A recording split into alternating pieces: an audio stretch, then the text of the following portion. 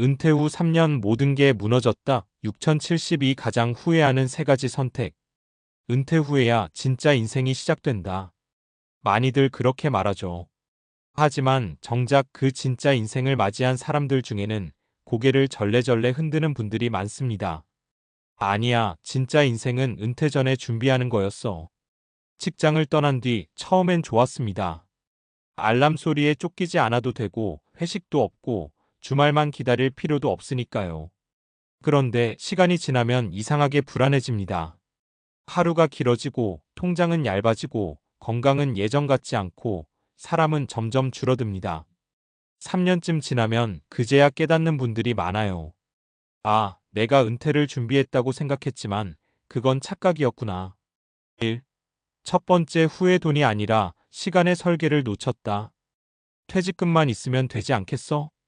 많은 분들이 이렇게 생각합니다. 하지만 막상 은퇴하고 나면 돈보다 더 어려운 게 시간 관리입니다. 서울에 사는 68세 최모 씨는 35년간 공무원으로 근무하다 정년퇴직했습니다. 퇴직 전까진 매일이 계획적이었죠.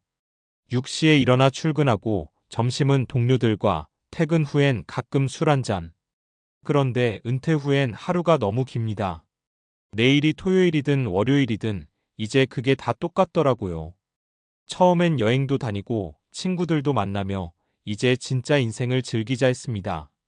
하지만 1년쯤 지나자 친구들은 각자 바쁘고 여행도 흥미를 잃었습니다. 그때부터 공허함이 밀려왔습니다. 내가 뭘 해야 할지 모르겠더라고요. 돈보다도 그게 더 무섭더라고요. 전문가들은 말합니다.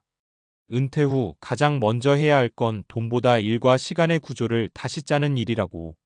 하루에 일정한 루틴을 만들고 작은 목표를 세워야 한다는 거죠. 예를 들어 아침 7시에 산책, 9시에 신문 읽기, 10시엔 지역 도서관 자원봉사, 오후엔 동호회 활동 등. 이런 일정이 사람을 살게 만듭니다. 돈은 통장을 채워주지만 시간은 삶을 채워줍니다. 그걸 미리 준비하지 않으면 결국 시간의 공허함이 사람을 무너뜨립니다. 2.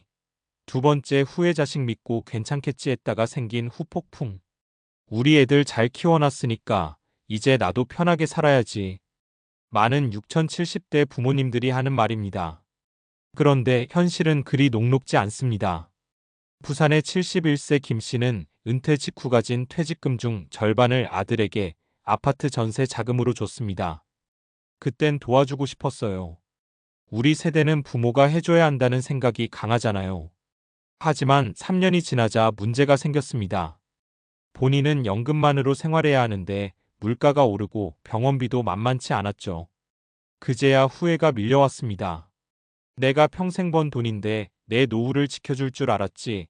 이렇게 불안하게 살 줄 몰랐어요. 자식 입장에서도 부담입니다.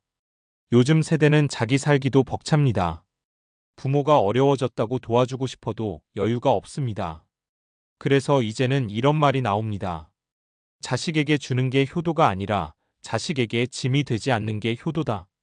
한 재무 상담가는 이렇게 조언합니다. 은퇴 이후엔 가족의 경제적 독립이 핵심입니다. 부모와 자식이 서로에게 의존하지 않는 구조를 만들어야 해요. 즉, 자녀 지원은 꼭 필요한 만큼만, 그 대신 자신의 노후 생활비는 반드시 따로 확보해 두는 것. 이게 진짜 가족을 위한 선택입니다. 김 씨는 요즘 이렇게 말합니다. 그땐 몰랐죠. 애들 도와주는 게 사랑이라고 생각했는데 지금 보니 나 스스로를 돌보는 게 진짜 사랑이었어요. 3. 세 번째 후회 사회적 관계를 너무 쉽게 끊어버렸다. 은퇴하면 제일 먼저 끊기는 게 뭔지 아세요? 바로 사람입니다. 퇴직 후엔 동료들도 각자 흩어지고 회사라는 울타리도 사라집니다. 처음엔 자유로웠지만 어느 순간부터 외로움이 무섭게 찾아옵니다. 대전의 66세 윤 씨는 대기업에서 30년을 근무했습니다.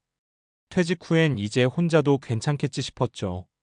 하지만 2년쯤 지나자 우울증 증세가 왔습니다. 아침에 눈 뜨면 오늘 누구랑 말 한마디나 할까 생각하게 돼요. 그제야 깨달았습니다.